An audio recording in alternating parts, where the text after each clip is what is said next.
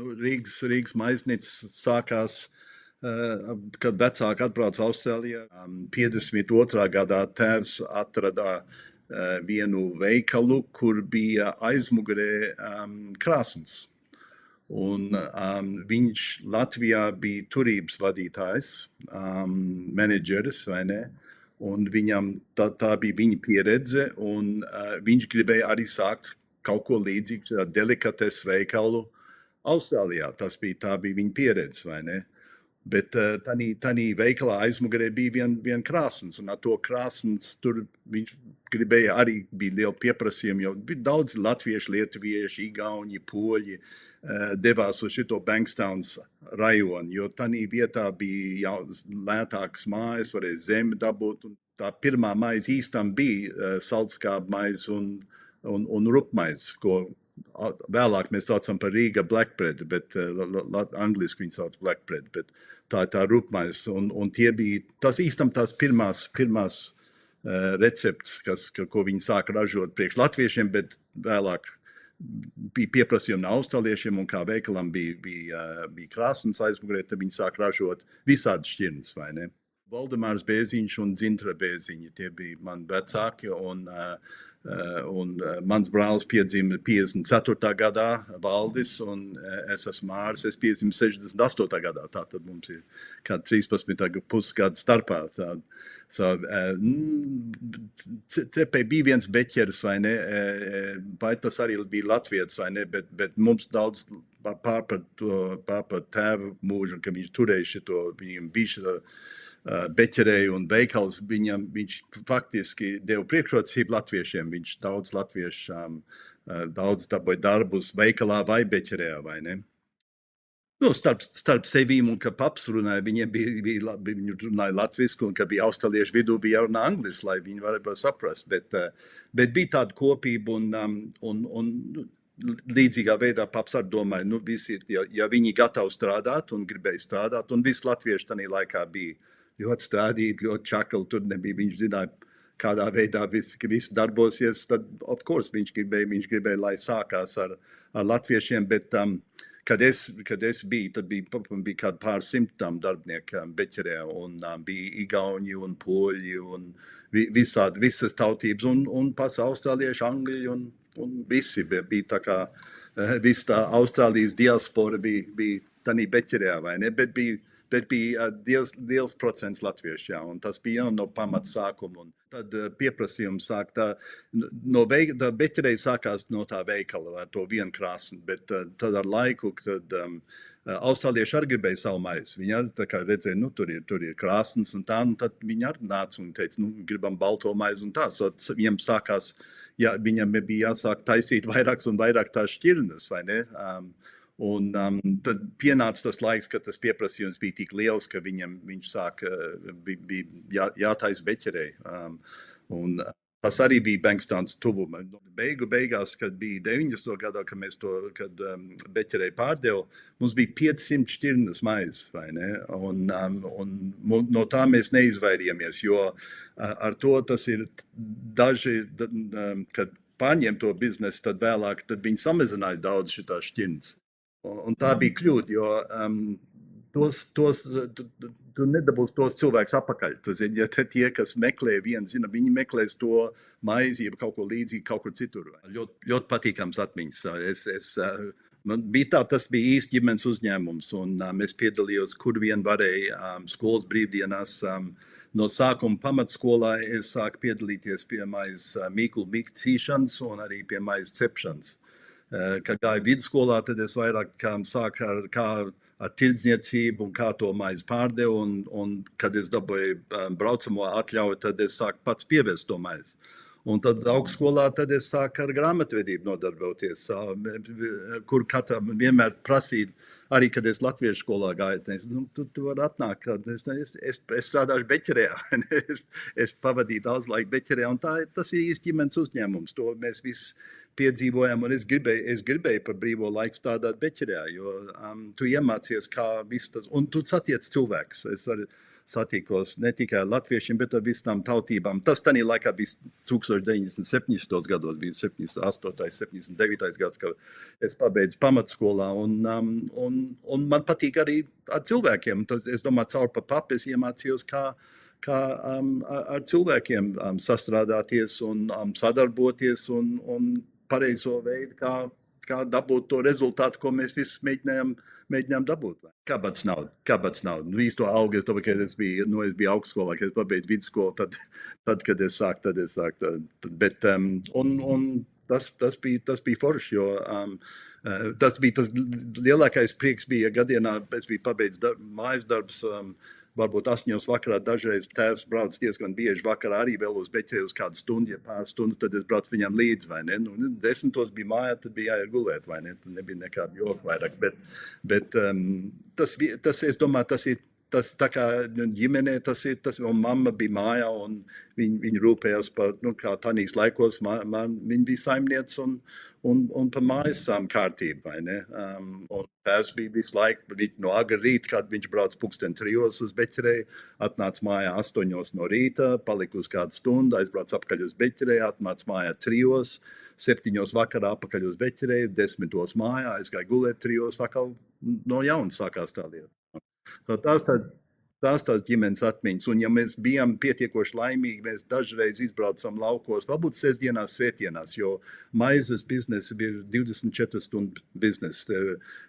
Latvijā, Austrālijā bija zinām ierobežojumi, kad tu varēji cept un ko tu varēji cept zināmos laikos, bet tā kā bija rupmaize, tāpēc tas palikās no karalaikiem. Tas bija ka bija ierobežojumi ar ēšanas pārtiku un ar supply un ar tas vēl bija no otrā. Un viņi paturēja šitās 80 gados ar šitiem laikiem. Viņi tikai izortēja. Varbūt 40 gadus viņi jau paturēja šito, kad balto maizi tikai drīkstēja cept pēc 2:00 no rīta. Bija jābūt svaigai, un tu nevarēji turēt to balto maizi veikalā ilgāk kā bija 1 dienu, ja tā ir baltā maize. So, te ir tā priekšrocība, ka te bija rupmaize turās svaigi daudz ilgāk. Un, mēs varējām arī cept to rupmaizi pa dienu, tad kad nāca uz vakaru pirms tiem 2, tad mēs rūdzu maizi taisījām, un tad pēc 2 tad balto maizi, ka bija lielāka tā beķere. Bet arī ar to strādāja visu laiku. Kas Beķerējā bija vienmēr kāds, izņemot, ja pienāca lielā piekdiena, varbūt bija Ziemassvētki, bet citādīgi Beķerējā gandrīz vienmēr bija kāds, tur bija kaut kāda darbība. Un es arī runāju par to, ka mans atmiņas, kas manā laikā bija jau agrāk, jau varbūt tu zini, tas bija citādāk, bet ierobežojumi bija līdz 1982. 3. gadu, man liekas. Fantastisks. Un tas bija tā labākā lieta, runājot par mājas garšu, vai ne, jo maizi tā mājas garš, un to es atceros skaidri, kad es ēdu to pašu mājās, ko citām latviešu bērni ēd mājās, kas bija šeit Austrālijā, vai ne? Mēs ēdam kotlets, un ja bija laimīgi, tad dabūja kāds des, jeb kādu frankfurters, bet tā labākā lieta bija, ka paps atved mājā, mums bija tā maize, vai ne? Un kad paps atved mājās svaigu maizi, kas bija, vai nu palika uz pāri, ja bija zināmā veidā, bija dažreiz, kā šito nevar dot pārdošanai, to mums jānoliek nost. Viņš atved šito maizi, un tas bija tikko cept, varbūt 1, 2, 3 stundu agrāk, vai ne? Un tad ar sviestu, vai ne? Un tā smarža, it sevišķi ar ķimenēm, kaut kas ar ķimenēm, un Latvijas salskāpa maize ir ar ķimenēm, vai ne? Un kad tā atnāca mājā, un tad tikai gribēja to sviestu likt virsū, nekas cits nebija vajadzīgs. Viss sākot no Bankstowns un tādu to, tad pieprasīja, tad, ja kā gāja augšā un cilvēki vēl vairāk pieprasīja, tas sāk apgādāt visu Sidneju, vai ne? Un tad vēlāk, tad Sidneju un Jaundienvidu vēl priekšpilsētas, vai ne? Viss uz Newcastle, uz Wollongong, un tad arī tad sāk izaugt 60. gados, tad mēs sākam apgādāt visu Austrālijas galvenās pilsētas, vai ne? Un arī sāka sūtīt maizi uz eksportu, sūtīt uz Jaunginēju, sūtīt uz Singapūru un arī sūtīt uz Hongkong. Un to varēja darīt, tāpēc rupmaize un ja mēs ielikām iekšā speciālā iesaiņojumā, jā, viņi turējās jau labi ilgi, bet mums ka mēs pievedām ar Qantas, ar lidmašīnu, kad to tagad nevar darīt, bet mūsu mašīna, Rīgas beķerejas mašīna bija blakum Qantas lidmašīnai, un tās kastes un tās sūtīja uz Singapūru. Tie bija no 80 gados mēs sākam reklamēties vairāk uz televīziju un uz radio. Mums bija ļoti slavens radio vīrietis, ko sauc par John Laws, un viņš raidīja regulāri no Sidnejas, bet viņam bija klausītāji visā Austrālijā, un uz labu laiku, kādu pāriem gadiem viņš reklamēja mūsu maizes. Un viņš bija diezgan īpatnējs, jo viņš teica, hello to labdien visiem, kas ir Rīgas beķerē, un viņš pats atnāca un apciemoja vienreiz, vai ne? Un viņš vienkārši apstājās ar savu mašīnu un ienāca iekšā un satika visu beķerē, vai ne? Un pēc tam priekš kādu mēnesi viņš runāja, un kā iet šitam cilvēkam un tam cilvēkam, un viņš īstam bija labs, viņš ar reklāmām bija brīnišķīgs, jā. So tas mums izdarīja daudz labumu, vai ne? Man bija uz šitiem kasetes, man to vienkārši ir jātabū vec, ka man kaut kur ir, tāpēc ka vienmēr uznāca uz radio, mamma sēdēja mājā un uzlika to rekordu virsū, kad bija tā reklāmai, ne, un jo mēs visi vilsmojam līdzi, nevarēja, tas bija kaut kas neaptverams mums, kad šitas John Laws tagad un te runā par Rīgas maizes, vai ne, bet mums pašiem nebija aptverams. Un visiem tas patika, vai ne, cevišķi mums, jo tas mums. Un ar to latviešu tas vārds Rīga, jo tas bija Rīga beķerē, vai ne? Un visi Sidnejā to Rīgas vārdu bija dzirdējuši. Un tas pasludināja numur 1 Rīgas vārdu, bet arī tas bija latvieši arī, vai ne? Jo vienmēr, kad nāca un visu to stāst, paps, nezinu, viņš visiem stāstīja, kā viņš iesāka. Un mūsu iesaiņojamies bija Latvijas krāsa uz tiem produktiem arī. Vēlāk, kā pašās beigās uz latviešu saldskābu maize bija tautsmeita uz to iesaiņojumu, vai ne? Bet no sākuma vienmēr bija, tas vienmēr bija, jā, un mašīnas arī, ka ved maize, vai ne, no veciem bija Bedford un Comer, tie vecie, un mums bija Volkswagen šitie, viņi bija vagoni, vai ne, bet bija tā kā tie kombi, bet viņi bija priekš maizes vešanas. Viss bija sarkanbalā krāsā, so tāds krāsas, tas bija tīšām, no latviešu krāsām izdomāts, vai ne? Tas bija, Rīga bija sarkans un apkārt par to bija balts. Un es esmu redzējis gados pēc beķerejas pārdošanas šitie kombivēni, un vēl vairāk neredz, bet es vēl varēju redzēt to Rīgas vārdu apakšā, kad bija pārkrāsots, bet apakšā vēl redzēju Rīga Continental Bread, varbūt 20 gadu apakaļ. Un redzēju uz ceļu pagāja garām un ar to bija prom un es neesmu redzējis. Mums bija 2 priekšā sēdēja šofers un varbūt vienam pasažīram un aizmugurē mums bija dēļi un uz tiem dēļiem liktās kastes maize un mēs izvadājām apkārt pa Sidneju. So, un tie dēļi grabēja, ja tie tukši, kad tu brauc mājā, tad tu neko nedzirdēji. Tev gandrīz jāliek virsū šitie ausām. Tie protection, tāpēc bija tik skaļi, jā. Bija Sidnejā daudz vairākās vietās, bija, kā sākās Bankstownā, tad bija viena vietā, kad bija Seftonā, tad bija 70. gados, tad bija Moorebankā, kas bija tuv pie Liverpools, atkal viena priekšpilsēta Sidnejā, bet tas ir, kur mēs izbeidzām, mēs sākam 85. un līdz 91. gadam, bet tanīs laikos, no 80. gadu beigās, tad mums iesākās beķerejas citur. Brisbanē mēs iesākām 88. gadā, man liekas, Canberrā arī ap to laiku bija maiznīca un nebija beķerē, bet bija tā kā noliktava pie Gosfords, pie Newcastles, vai ne, un arī pie Orange, kas ir otrā pusē no kalniem mums šeit Jaundienvidvelsā.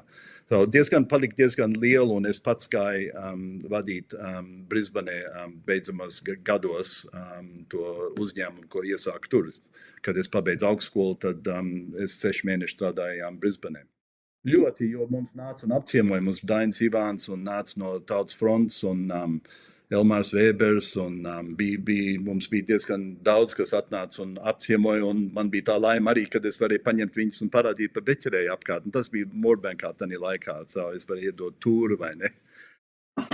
Beigās pārdevu, un pienāca tas laiks, mums bija, kā vienmēr, ekonomija arī nebija brīnišķīga, jo mums bija tā, kad mums interest rates, es nezinu Latvijas kā sauc, bet procents gāja ļoti strauji uz augšu, inflācija bija augsta, un viena lieta Austrālijā ir, kad tev jāpērk milti no kāda, vai ne, un tie milti kontrolēti no divām milzīgi lielām firmām, pasaules firmām, George Weston Foods un Goodman Fielder, un tie ap divi skrulēja cenas uz augšu, viņiem īstam bija kontroli, ja viņi ap divi sadarbojās.